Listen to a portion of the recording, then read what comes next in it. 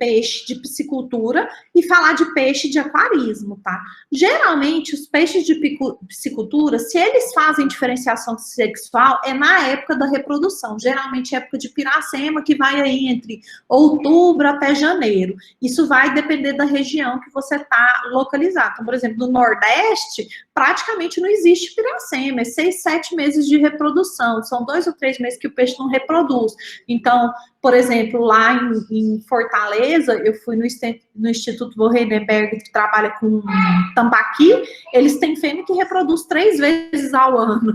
Aqui, se a gente consegue uma, já é um milagre, né? Ou já é muita sorte nossa. E aí, a diferenciação sexual desses animais é extremamente complicada, porque eles não têm dimorfismo sexual. Você não consegue olhar como você olha para uma mulher e fala que é mulher, e para um homem é um homem. No caso dos peixes, são poucos os animais que têm essa caracterização sexual.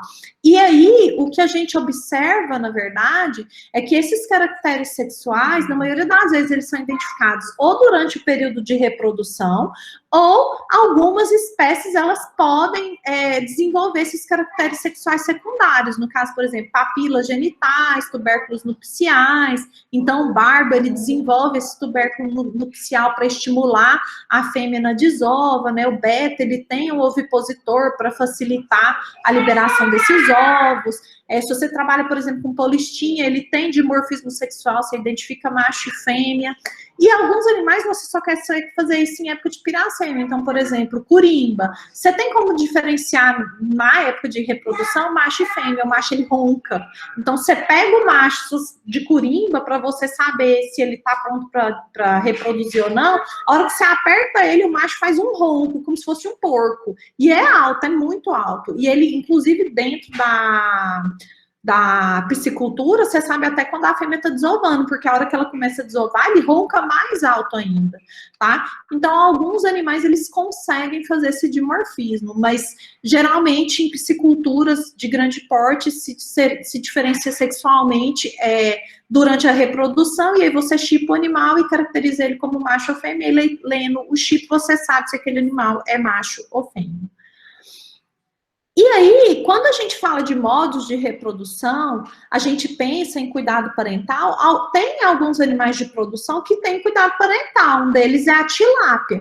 Então, dentro dos cuidados parentais, a gente pode falar que esses animais podem ser guardadores ou não guardadores, ou seja, eles mantêm ou ocultam essa prole em algum local aberto ou substrato aberto, ou eles fazem guarda do ninho, ou eles mantêm esses ovos dentro de cavidades ou dentro da boca para proteger, tá? Então, geralmente, os peixes que a gente trabalha em piscicultura, eles são não guardados, eles não têm esses cuidados parentais. Agora, por exemplo, furnas, eles têm uma criação de trairão.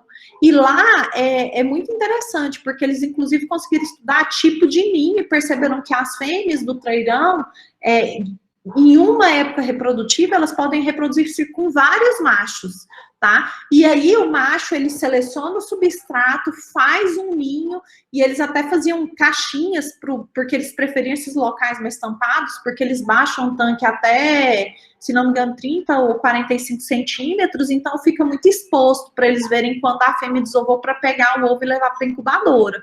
E aí eles conseguiram, inclusive, identificar qual que é o substrato que ele prefere para fazer aquela desova, tá?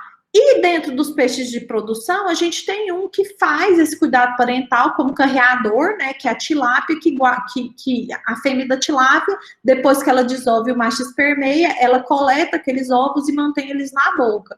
Então, por exemplo, um manejo de piscicultura que trabalha com reprodução é exatamente esse cuidado de guardar, de tirar o ovo da boca, né, de estar coletando esse ovo da boca, porque enquanto a fêmea está com o ovo na boca, ou com as larvas ou os alevinos na boca, ela não se reproduz novamente, ela não consome alimento, então ela acaba perdendo muito peso, acaba perdendo muita massa proteica por causa disso. Até aqui alguma dúvida, gente? Tudo tranquilo? Vocês estão me ouvindo? Alguém? Sim, tá tudo tranquilo até aqui. Oi, cortou. Tranquilo, até aqui. Então tá. Os ovócitos, eles também podem ser diferenciados dentro das espécies, tá? A gente tem os ovócitos não adesivos, que eles são pequenos e eles não têm capacidade de aderência.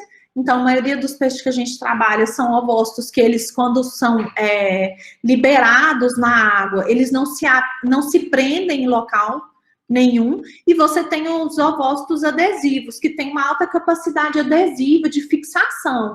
Então, por exemplo, nos aquários, os discos, eles têm essa capacidade de fazer, eles formam um casal, né? Esse casal permanece pela vida inteira, e aí, uma vez que a fêmea desova e o macho espermeia, eles pegam esses ovos e colocam eles em pedras, né? Alguns fazem no cano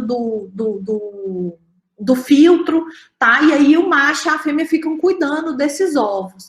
E aí, quando esses ovos eclodem, eles saem daquele substrato em que eles estão depositados e adesivados, e aí eles começam a nadar junto com a mãe no dorso. É bem bonito, tá? Mas esse tipo de ovo vai variar também de acordo com a espécie que você está trabalhando. E é importante, gente, saber isso da sua espécie, porque como varia muito, né? Às vezes você está trabalhando com uma espécie como se ela fosse outra, e aí você começa a ter vários problemas, principalmente em termos de manejo reprodutivo. Ops. Quando você fala em tipos de desova, a gente percebe que, na verdade, a desova, ou a quantidade de desovos que aquele animal vai ter, ela é influenciada pelo ovário da fêmea. Porque dentro do ovário da fêmea, você pode ter diferentes tipos de desenvolvimento de folículos. Dentro dos folículos estão os ovócitos, que são os gametas femininos que vão ser fecundados e vão dar origem posteriormente ao embrião. Tá? Então, quando a gente trabalha com tipo de desovas, esses ovócitos, essas desovas podem ser do tipo sincrônico em um grupo, em 2 grupos, em mais de 2 grupos ou assincrônico. Como que funciona a desova de um grupo sincrônico em um grupo? Nesse caso específico, as células dos ovários, as células dos folículos, elas vão maturar, vão ser eliminadas durante a desova, e esse animal vai se reproduzir uma vez na vida. Então, literalmente, o animal nasce, cresce, reproduz e morre, tá? E uma vez só ele desova e acabou aquele animal. O salmão, ele faz isso, tá?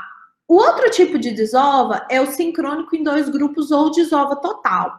Nesse caso, o animal, uma vez que ele entra em puberdade, ele faz uma maturação inicial daquele grupo de folículos que foram recrutados, né, ou daquele grupo de ovócitos que começaram a crescer. Esses ovócitos maturam, esses animais desovam e aí eles entram em repouso. Geralmente, os grandes migradores, eles fazem isso. E aí eles repetem esse ciclo ao longo da vida deles. Então, todo ao longo de um período, eles iniciam o processo de maturação inicial, fazem maturação final, se reproduzem e entram em repouso. Os sincrônicos em mais de 2 grupos, a gente chama eles de desova parcelada.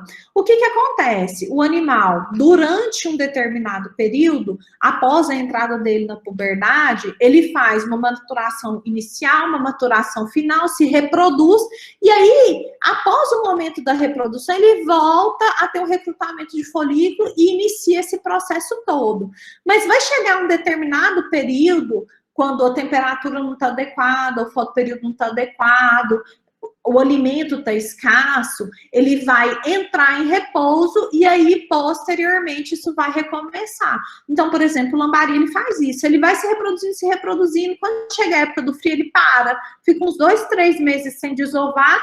Quando a temperatura aumenta de novo, ele volta a se reproduzir normalmente. Esses animais de desova múltipla parcelada, eles são interessantes porque se você der o ambiente adequado para ele manter reprodução, ele permanece se reproduzindo, tá?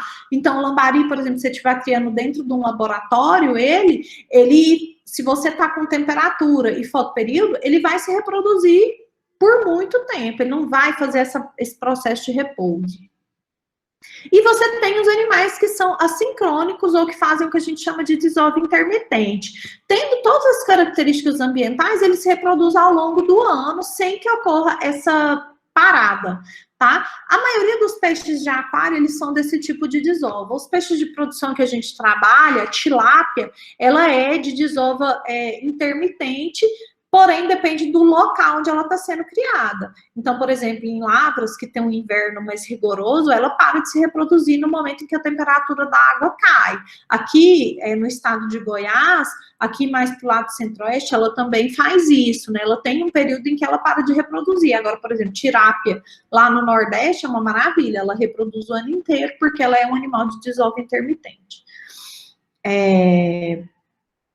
E aí, eu não sei se vocês prestaram atenção no que eu falei, mas basicamente o peixe ele tem uma biologia reprodutiva